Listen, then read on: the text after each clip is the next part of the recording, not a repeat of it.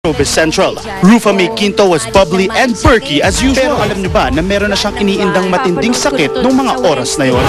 Bali kasi nung last Friday, parang feeling ko may sakit na ako, lagnat. Pero nung Saturday, anything I eat, parang nasusuka ako na nasa CR na hindi ko maintindihan. So, gusto ko na magpa-ospital nung Sunday morning pa lang. Kaya lang inisip ko ang Showbiz Central. Tiniis ko yun. Tapos may bubble gang pa ng Monday na, diba? Nagpa-check up ako at the same time sa St. Luke's. May nakita sila.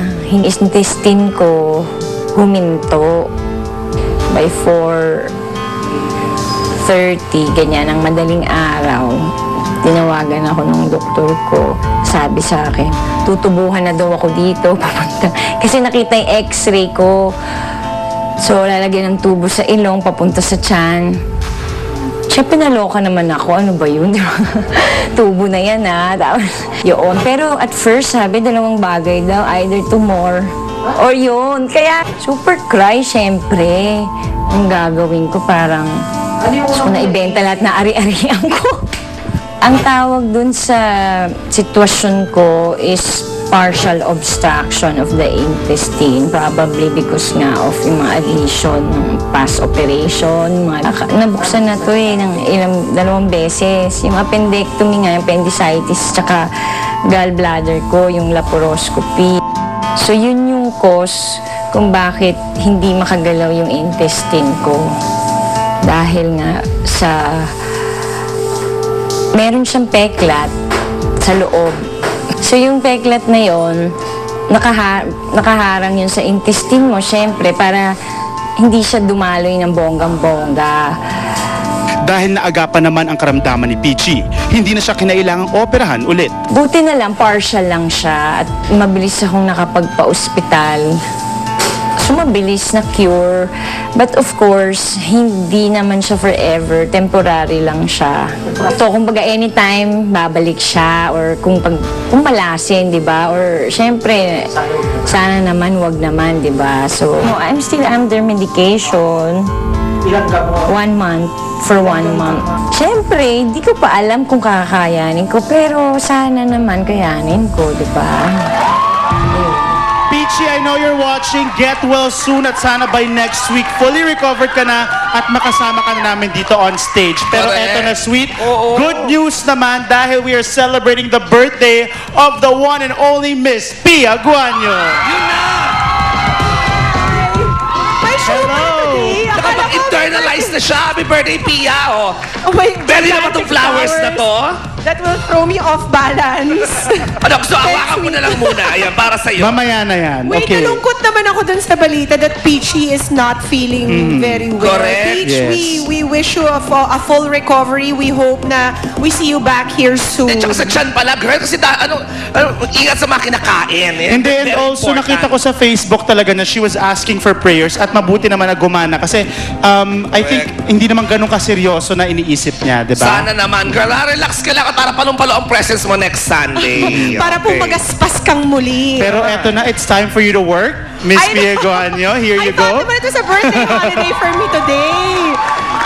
Akala ko inayusan niyo lang ako dahil may dinner ako mamayang gabi. Eh, may interview ka ba sa amin mamaya? Nako, humanda ka sa mga katanungan namin. Well, I did sign up for this. So, ready na akong sagutin ko ano man ang mga katanungan nyo mamaya.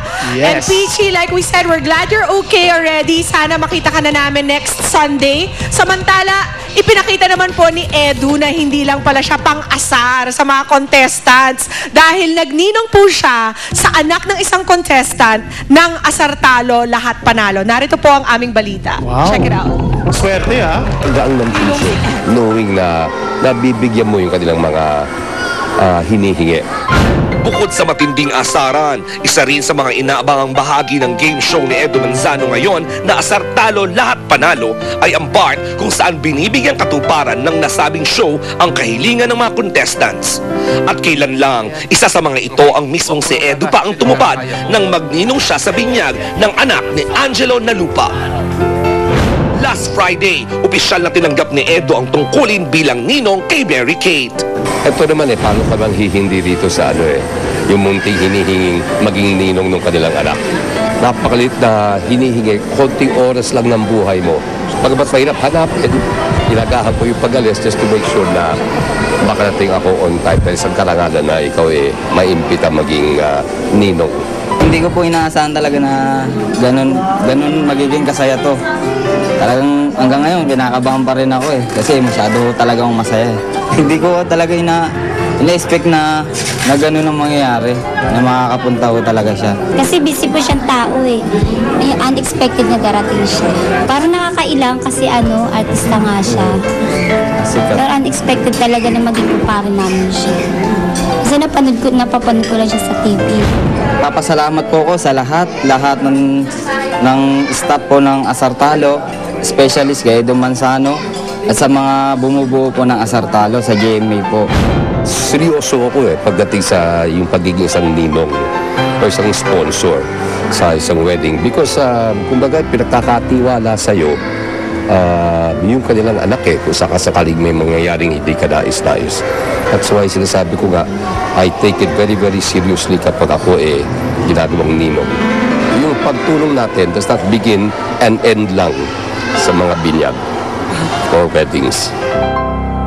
Tutukan si Daniel Matsunaga at si Heart Evangelista. Ididetalye ang kanilang naging bakasyong magkasama sa Japan. Susunod ng sagot ni James Yap sa mga matitinding intrigang ibinabato sa kanya.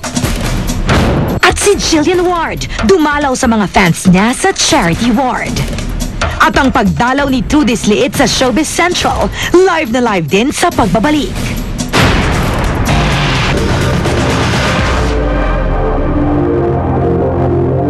Maraming bago sa buhay ni Pepito. Welcome to your new office. Bagong opisina. Opisina ba to o bahay? Bagong sekretary. Ako po si Veronica, executive